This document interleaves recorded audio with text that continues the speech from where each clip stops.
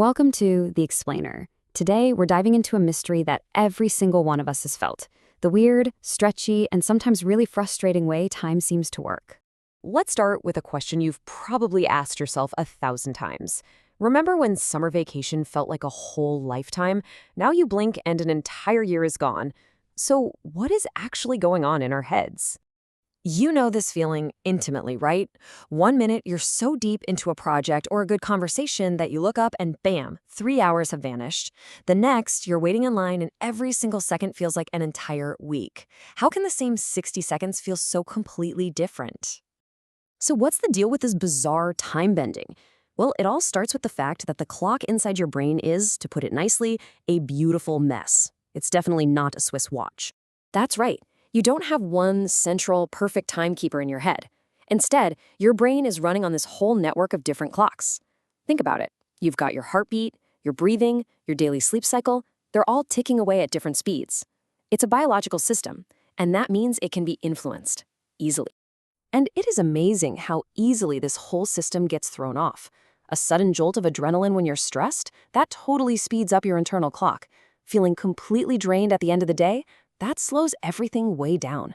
Even that simple cup of coffee you had this morning is tinkering with the gears, warping your perception of time.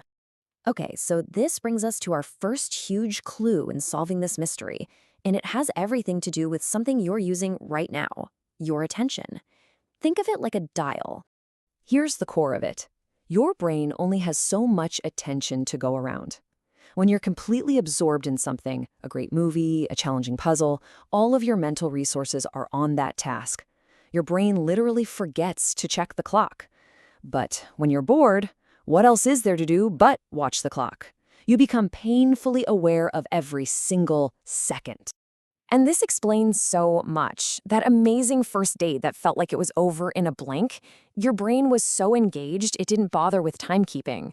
That painfully dull meeting that seemed to stretch on for an eternity, your brain had nothing better to do than count the seconds, making time feel like it was moving through molasses. But hold on, because attention only explains how we feel time in the moment. The real mind-blowing twist comes when we look back on time. And that has nothing to do with attention. It's all about memory. This is the absolute game changer. When we judge how long a week or a year felt, our brain doesn't count the seconds. No, it counts the number of new memories we made. The denser the memories, the longer the time feels in hindsight. This is exactly why a sudden, shocking event, like a near miss in your car, feels like it happened in slow motion. In that split second, your brain hits the emergency record button, capturing a ton of sensory detail.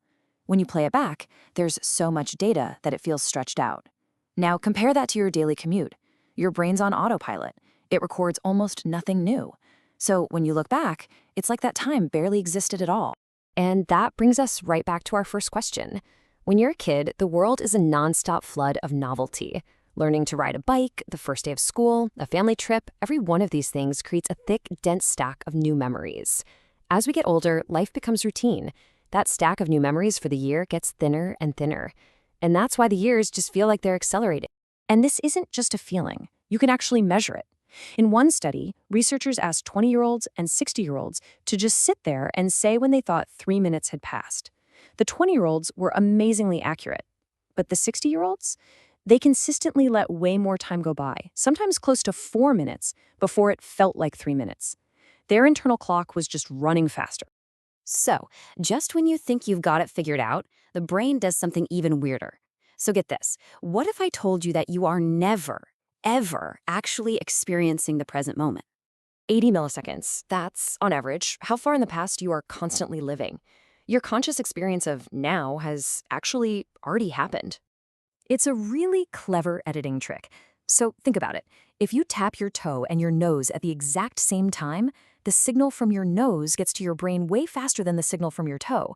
To keep your world from feeling like a glitchy, out-of-sync video, your brain just waits for all the data to arrive. Then it bundles it all together and presents you with one single unified moment that's already 80 milliseconds old. Okay, so what's the big takeaway from all this brain-bending science? Well, it's actually pretty empowering. If memory is the ruler that you use to measure your life, then you have way more control over your timeline than you think.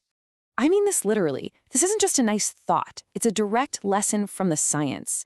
If your life is filled with routine, it will feel short when you look back on it. But if you fill your life with novelty, with newness, you will build more memories, and your life will feel longer and fuller.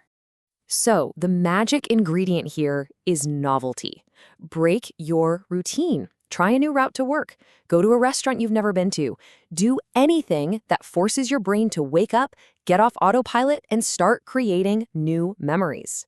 You are actively building the stuff that makes your life feel long and rich when you look back. It really leaves you with a powerful idea, doesn't it? You can't add more minutes to the day, but you absolutely can add more life to your years. Something to think about. Thanks for joining this explainer.